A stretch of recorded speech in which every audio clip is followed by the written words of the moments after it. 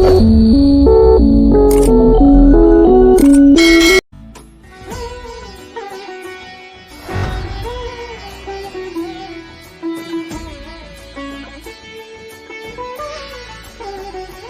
प्रणाम। सहारा इंडिया परिवार के मेरे प्यारे कर्तव्योगी साथियों और सहारा से जुड़े समस्त निवेशकर्तागण का एक बार फिर से हार्दिक अभिनंदन, स्वागत है। दोस्तों, आज मैंने सुप्रीम कोर्ट की साइट पर चेक किया कि शायद कोई अपडेट वहाँ पर हो और अगली सुनवाई के बारे में कुछ चीज़ें मिल जाएं, जिससे कि आप जितनी बेसब्री से इंतज़ार कर रहे हैं उस बेसब्री को कुछ सूचनाओं को देखकर ख़त्म किया जाए। लेकिन बड़ा अफसोस के साथ कहना पड़ रहा है कि सुप्रीम कोर्ट की साइट पर अभी तक सन्नाटा है, कोई अपडेट, कोई सुनवाई की सूचना वहाँ पर नहीं है। आज एक अधिकारी से भी मेरी बात हुआ तो उसने पूछा सहारा की सुनवाई के बारे में, अपडेट के बारे में, तो उसने कहा कि इतना संवेदनशील मामला होने के बावजूद इसके जमाकर्ताओं के बारे में या कार्यकर्ताओं के बारे में कोई संवेदनाएं किसी के अंदर क्यों नहीं जागती हैं। तो मैंने उनको यही कहा था कि आपके सामने जब कोई व्यक्ति, गरीब आदमी अपनी ज़रूरतों को लेकर जब बैठता है तो आपके अंदर उसकी क्या संवेदनाएं जगती हैं। तो उन्होंने कहा ये तो हमारा रूटीन का काम है, उसकी जो भी ज़रूरतें हैं उसके बारे में हमको नहीं पता होता है।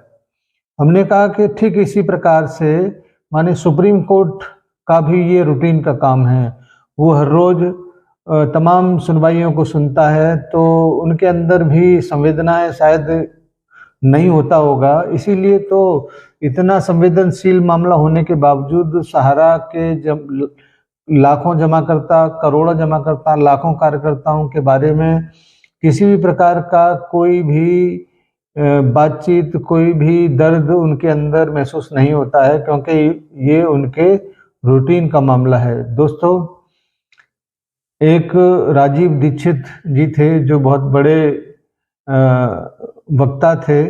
वो हमेशा इस बात को कहते थे कि हमारी न्याय प्रणाली इस प्रकार से अंग्रेजों ने बनाया कि वहाँ पर न्याय नहीं दिया जा सकता, केवल और केवल उसको टालने की व्यवस्था यहाँ पर थी, क्योंकि अंग्रेज ये चाहते थे कि किसी को भी न्याय न मिले, और उसी की परिपाटी आज तक चली आ रही है। न्याय लेने के लिए लोग पीढ़ियां दर पीढ़ियां खपते रहते हैं, लेकिन न्याय नहीं मिलता। और प्रॉब्लम या समस्या या मजबूरी इस बात की है कि हम लोग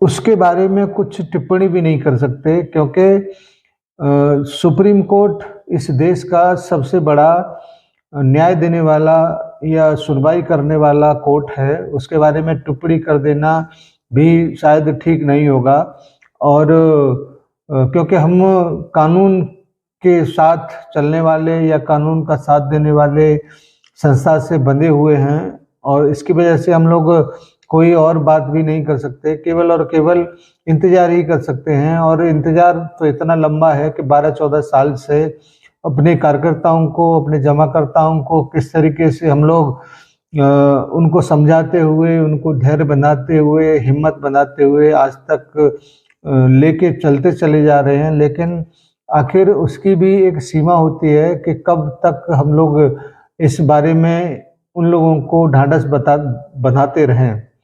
लेकिन फिर भी मेरा ये मानना है कि अब शायद इंतज़ार की इम्तिहान होने वाला है, और माने सुप्रीम कोर्ट आने वाली जो भी सुनवाई, जो भी तारीख वो देगा, उसमें जितने भी करोड़ों लोग हैं उनको न्याय देने की कोशिश ज़रूर करेगा। क्योंकि सुप्रीम कोर्ट की जो गाइडलाइंस थी, उन गाइडलाइंसों को सहारा प्रबंधन ने मानते हुए काफ़ी कुछ काम किया है, और उसके बारे में जो भी जानकारी है हलफनामे के रूप में माने सुप्रीम कोर्ट में भी उपलब्ध कराया गया है। तो अब ये जो आने वाली सुनवाई है उसमें ये बड़ा महत्वपूर्ण होगा।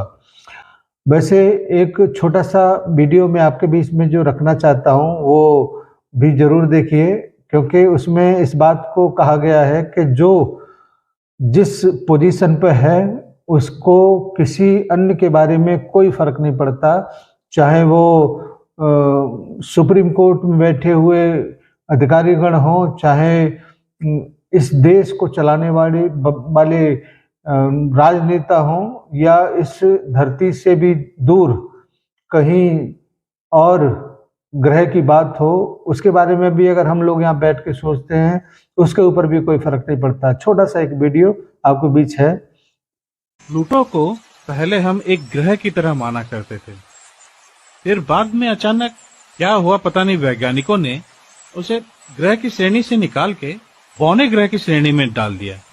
अंग्रेजी में क्या कहते हैं उसको, बौने ग्रह, ड्वार्फ प्लैनेट। हाँ, ड्वार्फ प्लैनेट की श्रेणी में डाल दिया। तो हुआ यूं कि इससे प्लूटो को कोई फर्क नहीं पड़ा। वो आज भी सूरज का चक्कर वैसा ही काटता है जैसे पहले काटता था। उसे इस बात से कोई फर्क नहीं पड़ता है कि हजारों लाखों प्रकाश वर्ष दूर पृथ्वी नाम के एक ग्रह पे एक छोटे से बंद कमरे में 4 आदमी उसके बारे में क्या सोच रहे हैं, क्या बातें कर रहे हैं, उसे किस श्रेणी में डाल रहे हैं, किस श्रेणी से निकाल रहे हैं। चाहे तो आप उसे ग्रह का नाम दे दीजिए या उपग्रह बुला लीजिए, चाहे तो आप उसे धूमकेतु ही बुला ले, उसे कोई फर्क नहीं पड़ता। वो अपने हिसाब से, अपने गति से अपने रास्ते पे चला जाता है। प्लूटो की तरह बनिए साहब जी, प्लूटो की तरह।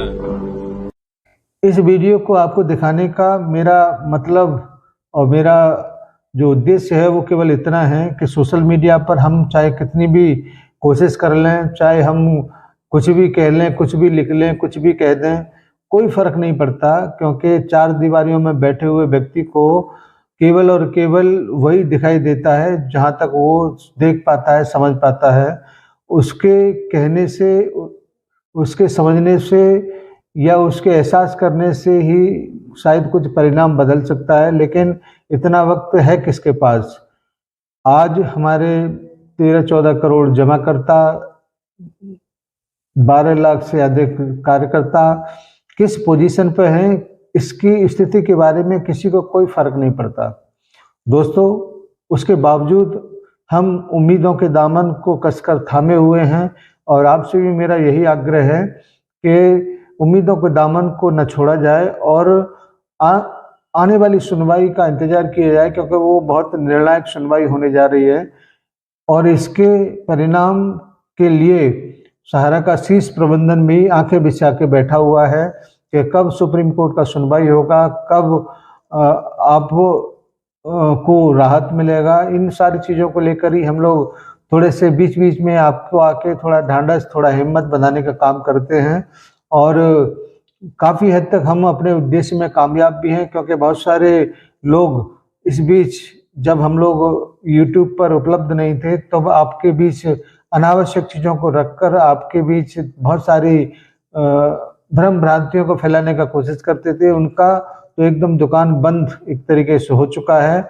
आपको हम जो भी लेटेस्ट इन्फॉर्मेशन होता है उसको लेकर आपके बीच आते हैं, मगर अफसोस इस बात का है कि आप अपने साथियों के बीच में उन इन्फॉर्मेशन को पहुंचाने का काम नहीं करते हैं, और लाइक करने में भी संकोच करते हैं, क्योंकि लाइक से हिम्मत और हौसला बढ़ता है कि हम लोग सही काम कर रहे हैं। और अगर आप इसको अपने साथियों के बीच पहुंचाते हैं तो उन साथियों का भी भला करते हैं। आज की इस छोटी सी एक वीडियो का आपके बीच में मैंने रखा है, इसके लिए आभार करना चाहूँगा। मैंने उन लोगों से बात किया, उनको, और आपको ये उम्मीद ज़रूर जताना चाहूँगा कि आने वाले समय में आपकी जो भी समस्या है, जो भी प्रॉब्लम है, वो ज़रूर ख़त्म होगी। धन्यवाद। सभी को सादर सारा प्रणाम। निवेशक साथियों को सादर नमस्कार। उम्मीद है कि लाइक ज़रूर करेंगे। धन्यवाद। जय हिंद। सादर सारा प्रणाम।